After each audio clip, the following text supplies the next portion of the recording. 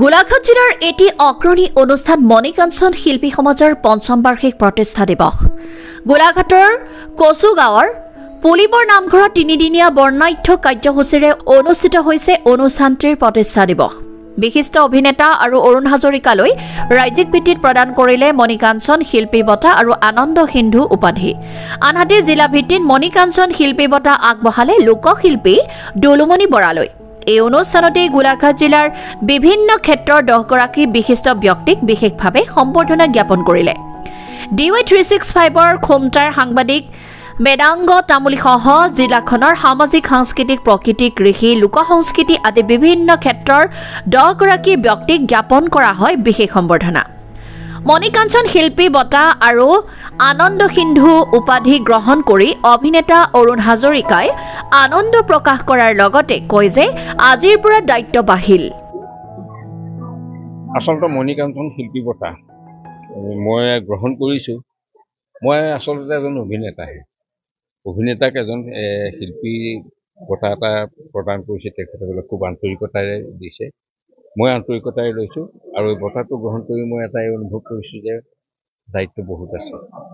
গতিকে আশা ৰাখিছোঁ এই মণিকাঞ্চন শিল্পী বঁটাটো লোৱাৰ পিছত আমাৰ যিখিনি কৰণীয় বা আমি যিখিনি এই ক্ষেত্ৰখনত কৰি আছোঁ খুব আন্তৰিকতাৰে সততাৰে কৰ্মভাগ কৰি যাবলৈ সেইটো আশীৰ্বাদ হিচাপে মই গ্ৰহণ কৰিছোঁ।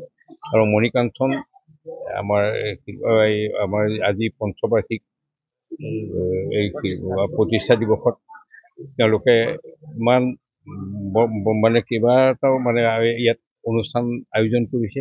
দিহানামৰ প্ৰতিযোগিতা ইয়াত হৈছে আৰু তেখেতসকলে আকৌ অহাকাইলৈ খনিকৰ প্ৰতিভাক ইয়াত পাঠ হ'ব। সেইটো এটা ভাওনা পৰহিলে শিশুসকলে ভাওনা প্ৰদৰ্শন কৰিব। সেইটো খুব এটা ডাঙৰ কথা আৰু এইটো এটা আমাৰ অসমৰ কাৰণে আমাৰ জাতিৰ কাৰণে এটা আদৰ্শ। আমাৰ মণিকাঞ্চন শিল্পী সমাজৰ পঞ্চম বাৰ্ষিক প্ৰতিষ্ঠা দিৱস পুলিবৰ কচুগাঁৱৰ নামঘৰত আমি তেখেতৰ ৰাইজৰ সহযোগত আমি অনুষ্ঠিত কৰিছোঁ। আমি দিনৰ পৰা ইতিমধ্যে আমি উষা কীৰ্তনৰ পৰা পতাকা উত্তোলন, স্মৃতি তৰ্পণ, বৃক্ষৰোপণ, নাম প্ৰসংগ, ভাগৱত ভ্ৰমণ এইখিনি কাৰ্যসূচী আমি কৰিলোঁ। তাৰপিছত 1 বজাৰ পৰা আমি দিহানাম প্ৰতিযোগিতা আৰু দিহানাম প্ৰতিযোগিতাৰ পিছত আমি মণিকাঞ্চন শিল্পী বঁটা আৰু আনন্দ সিন্ধু উপাধি আমি চৰ্দাৰ শ্ৰীযুত অৰুণ হাজৰিকাদেৱক প্ৰদান কৰিছোঁ। এই বঁটাটি প্ৰয়াত বিপিন চন্দ্ৰ বৰগোহাঁই আৰু প্ৰয়াত ইন্দু বৰগোহাঁই সোঁৱৰণত তেখেতসকলৰ পৰিয়ালবৰ্গই আগবঢ়াইছে আৰু লগতে প্ৰয়াত গুণকান্ত গোহাঁই সোঁৱৰণী মণিকাঞ্চন শিল্পী বঁটা আমাৰ শিল্পী দুলুমণি বৰা ডাঙৰীয়াক আগবঢ়াইছোঁ। তেখেত এগৰাকী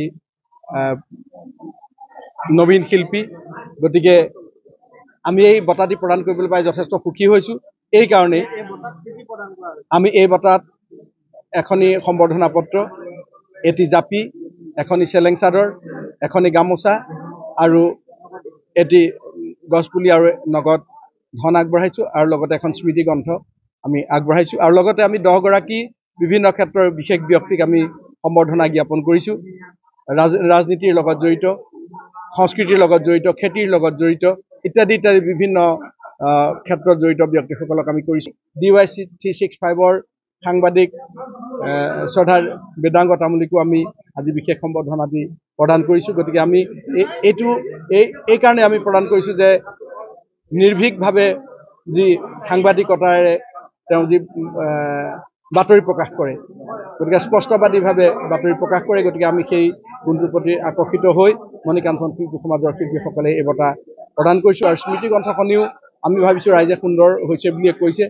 গতিকে দিহানামো সুন্দৰ হৈছে। আমি অহাকালিলৈ খনিকৰ পুথিভাগ পাঠ কৰাৰ ব্যৱস্থা কৰিছোঁ আৰু তাৰ পিছদিনা বগৰীগুটীয়া নামঘৰৰ শিশুসকলৰ দ্বাৰা আমি এভাগী মহাপুৰুষৰ আৰ্হিৰ নাট আমি প্ৰদৰ্শন কৰোৱাৰ ৰাৱণৰ মুক্তিযজ্ঞ নাটভাগী আমি প্ৰদৰ্শন কৰাৰ ব্যৱস্থা কৰিছোঁ।